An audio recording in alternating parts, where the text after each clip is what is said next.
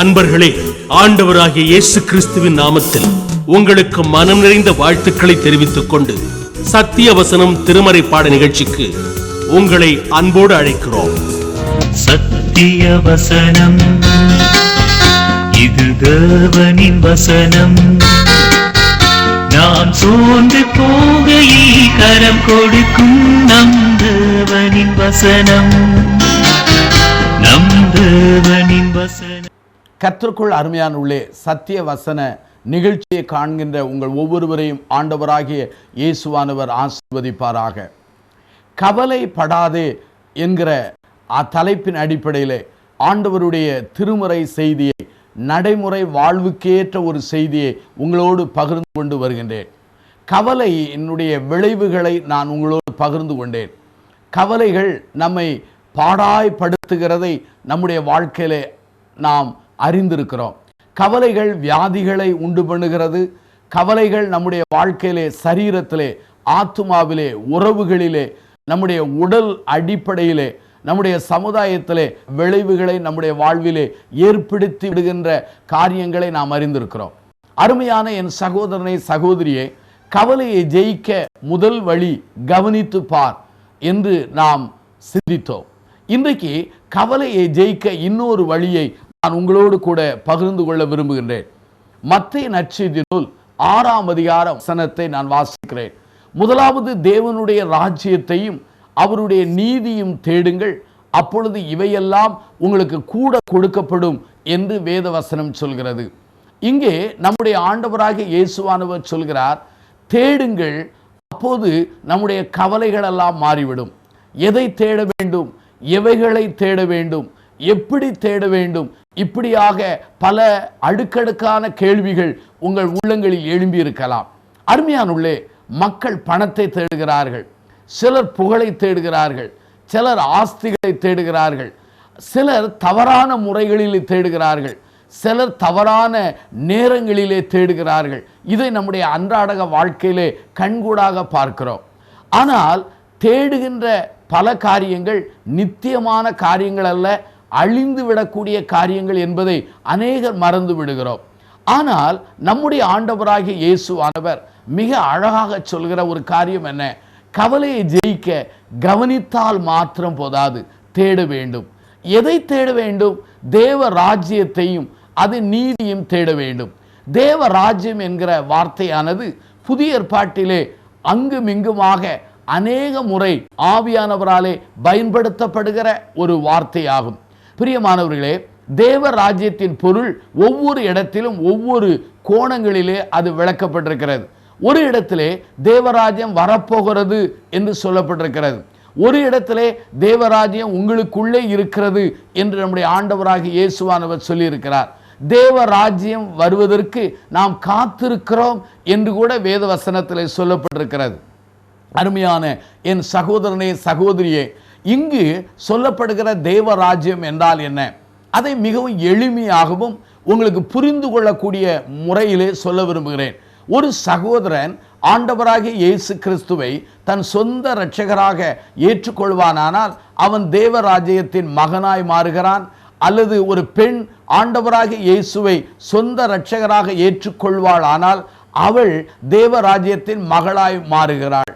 ஆகவே தேவராஜ்யம் இருதயத்திலே வருகிற அந்த காரியங்கள் அது கொஞ்சம் கொஞ்சமாய் உறவை பாதிக்கிறது, அது உள்ளத்தை பாதிக்கிறது, உடைமைகளை பாதிக்கிறது, அவளுடைய நேரங்கள் எல்லாவற்றையும் பாதித்து ஒரு காலகட்டத்திலே அந்த தேவராஜ்யத்தின் வல்லமை முழு வாழ்க்கையும் ஆள ஆரம்பிக்கிறது. ஒரு மனிதன் எவ்வளவுக்கு எவ்வளவு ஆழமாய் ஆண்டவரோடு நெருங்கி ஜீவித்து வாழ விரும்புகிறானோ அவ்வளவுக்கு அளவு தேவராஜ்யத்தின் வல்லமை, தேவராஜ்யத்தினுடைய அந்த விசாலமான காரியங்கள் அவன் வாழ்வை ஆண்டு நடத்தக்கூடியதாக காணப்படுகிறது. இங்கு சொல்லப்பட்டிருக்கிறது, தேவராஜ்யத்தையும் நீதியும் நாம் தேட வேண்டுமா? ஒரு நாடு இருந்தால் அந்த நாட்டிற்கு ராஜ்யம் உண்டு, அந்த நாட்டுக்கு ஒரு சில சட்டங்கள் உண்டு. அதே போல ஆண்டவருடைய ராஜ்யமாகிய அந்த தேவ ராஜ்யம் என்றால் தேவ ராஜ்யம் உண்டு. தேவ ராஜ்யத்துக்குரிய சட்டங்கள் வேத வசனங்களிலே சொல்லப்பட்டிருக்கிறது. ஆகவே ஆண்டவரையும் அவருக்கு அடுத்த அந்த ராஜ்யத்துக்குரிய நீதிகளையும் ஒரு மனிதன் தேட ஆரம்பித்தால் என்ன நடைபெறும் என்றால், எவைகளை குறித்தெல்லாம் கவலைப்படுகிறானோ அவைகளெல்லாம் ஆண்டவர் கூட கொடுப்பார். மத்தேயு 6ஆம் அதிகாரம் 25 வாசித்து பாருங்கள். உணவை குறித்து, உடையை குறித்து, எதிர்காலத்தை குறித்தெல்லாம் நீங்கள் கலங்குகிறீர்களோ, கவலைப்படுகிறீர்களோ, அவைகளெல்லாம் ஆண்டவர் உங்களுக்கு கூட தருவார். ஆகவே தேவ ராஜ்யத்தையும் நீதியும் நீங்கள் தேட வேண்டும். ஆண்டவருக்காக வாழ வேண்டும். ஆண்டவருக்கு ஒப்பு கொடுக்க வேண்டும். ஆண்டவரை உங்கள் சொந்த தெய்வமாக ஏற்றுக்கொள்ள வேண்டும். ஆண்டவரை உங்கள் வாழ்க்கையின் ஒவ்வொரு பகுதியிலும் அவர் ஆளும்படி இடம் கொடுக்க வேண்டும். ஆண்டவரின் சித்தத்தையும் திட்டத்தையும் அவருடைய நோக்கத்தையும் வசனத்தின் ஊடாக நீங்கள் கற்றுக்கொள்ள வேண்டும். அப்படி கற்றுக்கொண்டு அவருடைய நோக்கத்தை நீங்கள் அறிந்து கொள்ள முற்பட்டு வாழும் பொழுது எவைகளை குறித்தெல்லாம் நீங்கள் கலங்குகிறீர்களோ, கவலைப்படுகிறீர்களோ, அதையெல்லாம் ஆண்டவர் கூட தருவார். மத்தேயு நற்செய்தி நூல் 6ஆம் அதிகாரத்திலே அங்கே அழகாக 33வது வாக்கியம் தெளிவாக சொல்கிறது. என்ன சொல்லுகிறது என்று சொன்னால், முதலாவது தேவனுடைய ராஜ்யத்தையும் நீதியும் நாம் தேட வேண்டும். முதல் இடம் நாம் ஆண்டவருக்கு கொடுத்து வாழ வேண்டும். அருமையான இந்த செய்தியை கேட்டுக்கொண்டிருக்கிற என் சகோதரனே, சகோதரியே, இன்னைக்கு அநேகர் ஆண்டவரை கடைசி இடம் வைத்து தேடுகிறார்கள். மருத்துவத்தில் போகிறார்கள், வழக்கறிஞரிடத்தில் போகிறார்கள், அநேக மனிதரிடத்தில் ஓடுகிறார்கள். எல்லா வாசல்களும் அடைத்த பிற்பாடு ஆண்டவர் என்றே வருகிறார்கள். ஆனால் வேதவசனம் மிக தெளிவாக சொல்கிறது, நாம் ஆண்டவராகிய கர்த்தர் அண்டையிலே நாம் தேட அழைக்கப்படுகிறோம். அவருக்கு நாம் முதலிடம் கொடுக்க வேண்டும் என்று வேதவசனம் மிக தெளிவாக சொல்லுகிற கூடியதாக காணப்படுகிறது. முதல் இடத்தை ஆண்டவருக்கு கொடுக்க வேண்டும். நம்முடைய நேரத்திலே, உறவுகளிலே, உடைமைகளிலே, பண விஷயங்களிலே, எல்லாவற்றிலும் ஆண்டவருக்கு முதல் இடம் கொடுக்க வேண்டும். இதைத்தான் நம்முடைய ஆண்டவராகிய இயேசுவானவர் சொல்லியிருக்கிறார். என்ன சொல்லியிருக்கிறார்? ஆண்டவராகிய பிதாவை குறித்து அவர் சொல்லும்போது, பிதாவாகிய தேவனை முழு இருதயத்தோடு, முழு பலத்தோடு, முழு ஆத்துமாவோடு அன்பு கூற வேண்டும் என்று சொல்லியிருக்கிறார். ஆகவேதான் நம்முடைய வாழ்க்கையிலே இந்த முழு உள்ளத்தோடு, முழு இருதயத்தோடு, முழு ஆத்துமாவோடு என்று சொல்வது ஆண்டவருக்கென்று நாம் கொடுக்கிற முதல் இடத்தை இன்னொரு விதமாக சொல்கிறதாக காணப்படுகிறது. ஆகவே நேரங்களிலே, உறவுகளிலே, எல்லாவற்றிலும் நீங்கள் ஆண்டவருக்கு முதலிடம் கொடுத்து பாருங்கள். அப்போது ஆண்டவர் எல்லாவற்றையும் அவர் தரக்கூடியவராயிருக்கிறார். முதலாவது தேவனுடைய ராஜ்யத்தை, நீதியை தேடுங்கள். அப்பொழுது இவையெல்லாம் உங்களுக்கு கூட கொடுக்கப்படும். ஒரு 30 ஆண்டுகளுக்கு முன்பாக போனிட்டா கம்பெனிக்காரன் ஒரு விளம்பரம் ஒன்று செய்திருந்தார். அதிலே 500 கிராம் போனிட்டாவை வாங்கினால் ஒரு எவர்சில்வர் தேக்கரண்டி கொடுக்கப்படும் என்று விளம்பரம் கொடுத்திருந்தார்கள். அந்த விளம்பரத்தை நம்பி நானும் நீங்களும் 500 கிராம் போனிட்டாவை வாங்கினோம். வாங்கி உடைத்து பார்த்தால் ஒரு சின்ன எவர்சில்வர் ஒரு கரண்டி இருந்தது. 500 கிராம் போனிட்டாவை வாங்கினால் ஒரு கரண்டி எப்படி கூட கொடுக்கப்படுகிறதோ, அதே போல தேவனுடைய ராஜ்யத்தை, நீதியும் நீங்கள் தேடி பாருங்கள், இவையெல்லாம் கூட கொடுக்கப்படும். ஒரு கம்பெனிக்காரன் கொடுக்கிற அந்த விளம்பரத்தை நம்புகிற மனிதர்கள் இன்றைக்கு ஆண்டவராகிய கர்த்தர், தேவ ராஜ்யத்தினுடைய அதிபதியாகிய இரட்சகராகிய இயேசுவானவர் சொல்லுகிற அந்த காரியங்களுக்கு அநேகர் கீழ்ப்படியாமலே போய்விடுகிறார்கள். அருமையானவர்களே, தேவ ராஜ்யத்தையும் நீதியும் தேடி பாருங்கள். அப்போது இவையெல்லாம் கூட கொடுக்கப்படும். சிங்கக்குட்டிகள் கூட அங்கே பட்டினியாய் கிடக்க வாய்ப்புகள் உண்டு. ஆனால் தேவனை தேடுகளுக்கோ ஒரு நன்மை குறைபடாது என்று சங்கீதக்காரனாகிய தாவீது சொல்லியிருக்கிறார். கர்த்தர் என் மேய்ப்பராய் இருக்கிறார், நான் ஒன்றுக்கு குறைவிடுவதில்லை என்று 23ஆம் சங்கீதத்திலே 1 என வாசிக்கவில்லையா? ஆண்டவரை மேய்ப்பராய் கொள்ளும் பொழுது ஆண்டவர் நம்முடைய சரீர தேவைகள், ஆன்மீக தேவைகள், எல்லா காரியங்களையும் பொறுப்பெடுத்து நம்முடைய கவலைகளை மாற்றி நம்முடைய கண்ணீரை துடைக்கிறவராக இருக்கிறார். ஆகவேதான் அருமையானவர்களே, தேவராஜ்யத்தை, நீதியும் முதல் இடம் வைத்து நீங்கள் தேடி பாருங்கள். அப்பொழுது இவையெல்லாம் உங்களுக்கு கூட கொடுக்கப்படும். ஆகவேதான் கவலையை ஜெயிக்க முதல் வழி என்ன? கவனித்தால் மாத்திரம் போதாது. ஆண்டவருடைய ராஜ்யத்தையும் நீதியும் தேட ஆண்டவர் நம்மை அன்போடு அழைக்கிறவராக இருக்கிறார். அருமையானவர்களே, இந்த நாளிலே மேலும் ஒரு கவலையை ஜெயிப்பதற்குரிய வழிகளை சொல்ல விரும்புகிறேன். 1 தெசலோனிக்கேயர் 5ஆம் அதிகாரம் 18 பாருங்கள். எல்லாவற்றிலும் ஆண்டவரை தோத்திரிக்க வேண்டும் என்று வேத வசனம் சொல்கிறது. கவலைகளை ஜெயிப்பதற்கு 3வது வழி என்ன? எல்லாவற்றிலும் நாம் ஆண்டவரை தோத்திரிக்க வேண்டும். சங்கீதம் 34ஆம் சங்கீதம் 1 வாக்கியம் சொல்கிறது, கர்த்தரை நான் எக்காலத்திலும் தோத்திரிப்பேன் என்று சங்கீதக்காரனாகிய தாவீது சொல்லியிருக்கிறார். அருமையான என் சகோதரனே, சகோதரிகளே, நம்முடைய வாழ்க்கையிலே ஆண்டவரை நாம் தோத்திரிக்க அழைக்கப்படுகிறோம். அருமையானவர்களே, நம்முடைய ஆண்டவர் துதிக்கு பாத்திரர். ஆகவே துதிகளின் மத்தியிலே வாசம் பண்ணுகிறவர். நாம் பெற்றுக்கொண்டவைகளுக்காக நாம் அநேகர் துதிப்பதில்லை. ஆனால் பெற்று கொள்ளாதவைகளை எண்ணி முறுமுறுத்து நாம் சஞ்சலம் அடைந்து தவித்து கொண்டிருக்கிறோம். அருமையான இந்த செய்தியை கேட்டுக்கொண்டிருக்கிற என் சகோதரனே, என் சகோதரியே, தாயின் கற்பத்திலே பிறந்ததிலிருந்து இன்று வரையிலும் தேவன் உங்களுக்கு பாராட்டின நன்மைகளை எல்லாம் நீங்கள் ஆண்டவருடைய சமூகத்தில் உட்கார்ந்து துதிக்க ஆரம்பித்தீர்களா? தோத்திரிக்க ஆரம்பித்தீர்களா? அல்லது ஆண்டவரை கனம் பண்ண ஆரம்பித்தீர்களா என்பதை நீங்கள் சிந்திக்க அழைக்கப்படுகிறீர்கள். நம்முடைய வாழ்க்கையிலே அநேகர் தோத்திரிக்க அல்லது துதிக்க ஆண்டவருக்குள் மறந்து விடுகிறோம். நம்முடைய வாழ்க்கையிலே கவலைகள் நம்மை துதிக்க முடியாத அளவிற்கு அல்லது துதிக்க முடியாத அளவுக்கு அது தடுத்து விடுகிறது. ஆகவே கவலைகள் போக வேண்டும் என்றால் படைப்புகள் வழியாக படைப்பாளரை கவனிக்க வேண்டும். கவலைகள் போக வேண்டும் என்றால் நம்முடைய ஆண்டவருடைய ராஜ்யத்தையும் அவருடைய நீதியும் முதல் இடத்தில் வைத்து தேட வேண்டும். கவலைகளை ஜெயிக்க 3வது வழி என்ன? எல்லாவற்றிலும் எக்காலங்களிலும் நாம் ஆண்டவரை தோத்திரிக்க நாம் அழைக்கப்படுகிறோம். அருமையானவர்களே, துதியின் வழியாக ஆண்டவரை நாம் கனம்பட வேண்டும். ஆண்டவர் கொடுத்த ஆயுசு நாளுக்காக, ஆண்டவர் கொடுத்த வீட்டிற்காக, ஆண்டவர் கொடுத்த பெற்றோருக்காக, ஆண்டவர் கொடுத்த வாழ்க்கை துணைக்காக, ஆண்டவர் கொடுத்த பிள்ளைகளுக்காக, ஆண்டவர் உங்களுக்கு தந்த நல்ல திருச்சபைக்காக, ஆண்டவர் உங்களுக்கு கொடுத்த சத்திய வேத வசனத்திற்காக, ஆண்டவர் உங்களுக்கு கொடுத்த நல்ல தொழிலுக்காக, வேலைக்காக, ஆண்டவர் உங்களுக்கு கொடுத்த நல்ல நண்பர்களுக்காக, நல்ல விசுவாசிகளுக்காக நீங்கள் ஆண்டவரை தோத்திரிக்க வேண்டும்.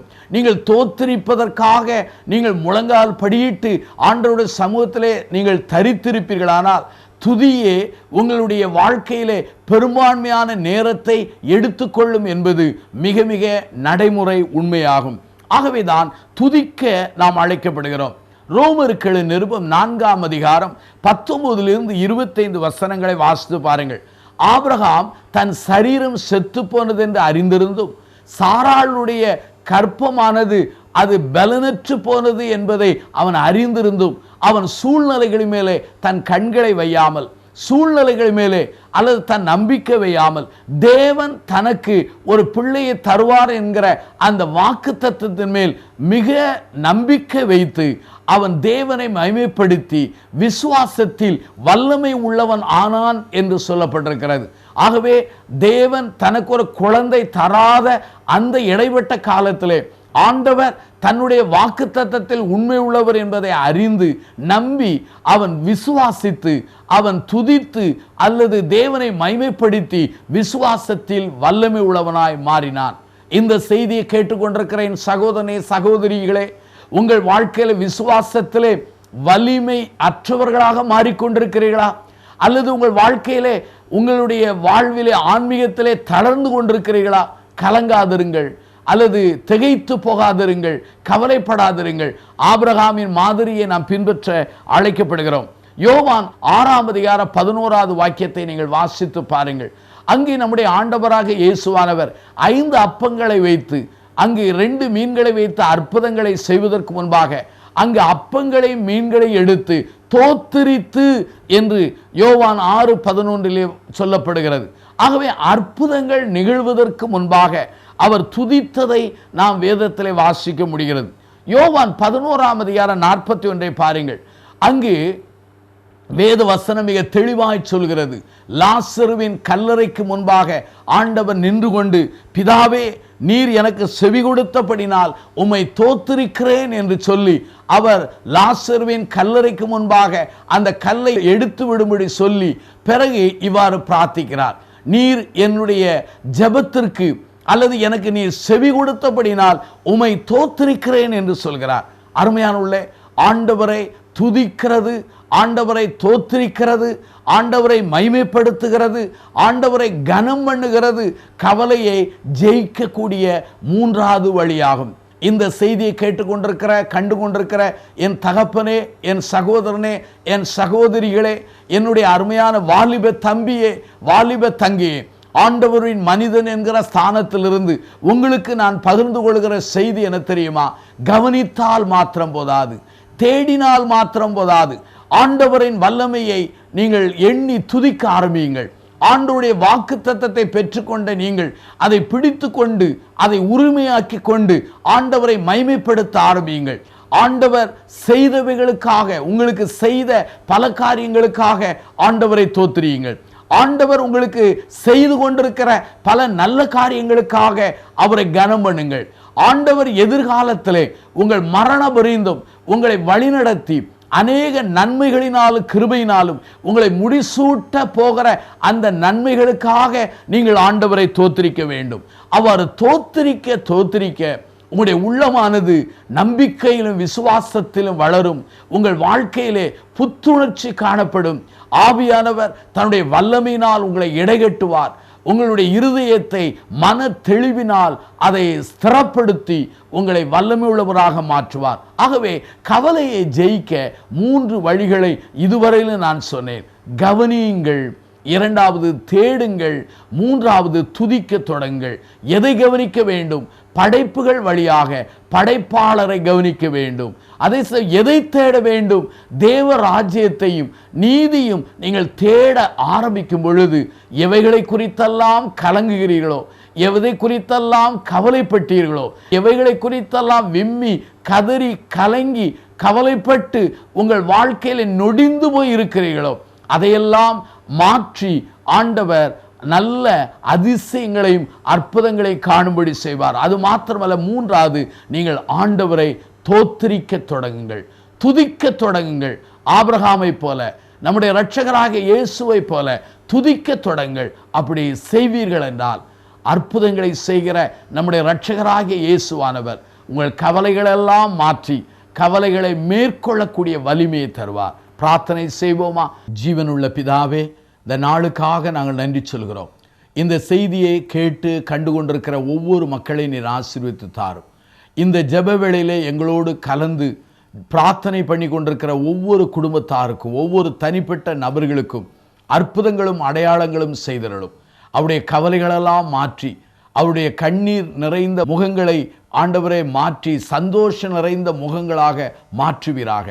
அவருடைய இல்லத்தை, அவர்கள் தங்குகிற இடத்தை, அவர்கள் வேலை செய்கிற அந்த இடங்களிலெல்லாம் ஆனந்தமும் சந்தோஷமும் ஆண்டு வழிநடத்த நாங்கள் பிரார்த்தனை செய்கிறோம். இந்த நிமிடத்திலே யார் யாரெல்லாம் இந்த பிரார்த்தனையிலே கலந்து கொண்டார்களோ அவர்களை ஆசீர்வதியும். இயேசுவின் நாமத்தில் பிரார்த்திக்கிறோம் ஜீவனுள்ள பிதாவே, ஆமென். இந்த புத்தகம் பற்றிய விபரங்களுக்கு சத்திய வசனம் அலுவலகத்தை தொடர்பு கொள்ளவும்.